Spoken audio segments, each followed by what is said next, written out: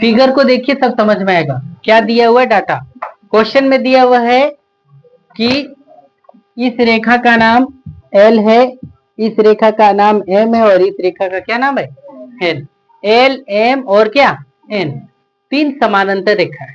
तीन कैसी रेखा है, समानांतर रेखा है।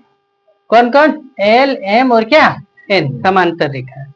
दिया गया है कि एल पैरेलल टू एम और एम पैरेलल टू क्या एन है। और क्या दिया है देखो, दो तिर्यक रेखा है, एक तिर्यक रेखा का नाम पी है और दूसरे तिर्यक रेखा का नाम क्या है क्यू।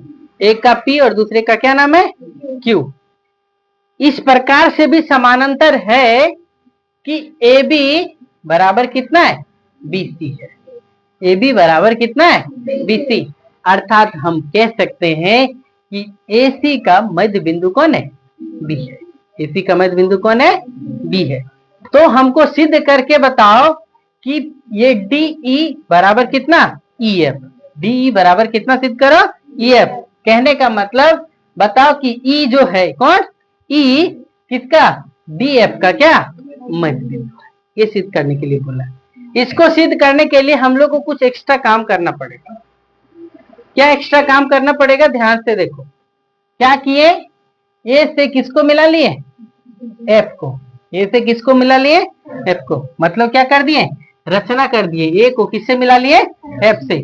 और ए एफ रेखा क्या करता है ना, एफ रेखा किसको, एफ रेखा किसको एम को, एफ रेखा किसको एम को कहां पर प्रतिच्छेद करता है जी पर प्रतिच्छेद करता है। ए एफ रेखा एम को कहां पर प्रतिच्छेद करता है जी पर प्रतिच्छेद करता है ना।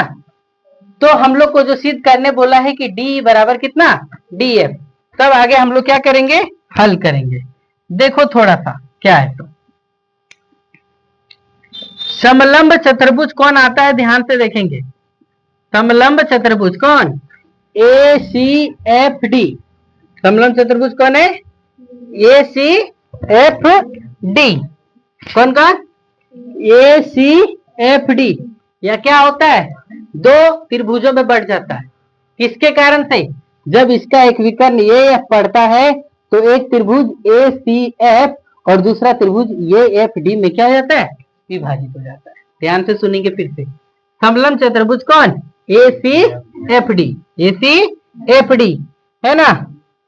दो त्रिभुज ए सी एफ डी कितना, दो त्रिभुज कौन ए सी एफ तथा त्रिभुज किसमें ए एफ डी में, ए एफ डी में क्या होता है विभाजित होता है। किसके कारण से, किसके कारण से, तो विकर्ण ए एफ के कारण से।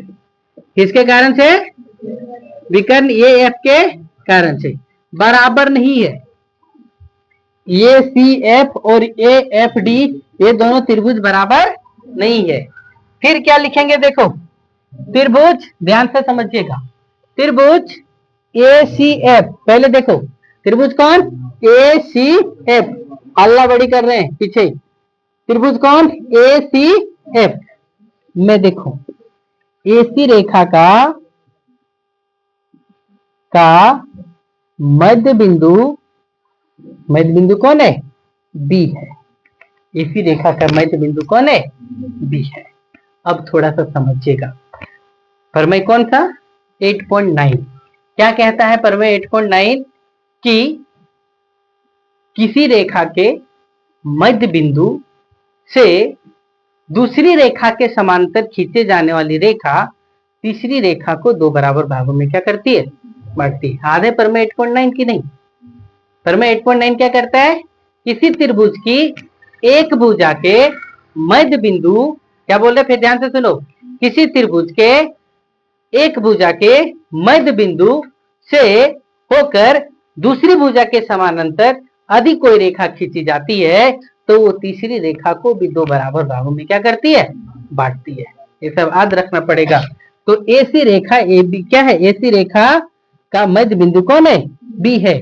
तो प्रमेय है ना किसके द्वारा, और क्या है ध्यान से देख लो, और क्या है बी जी पैरेलल टू क्या है सी एफ है।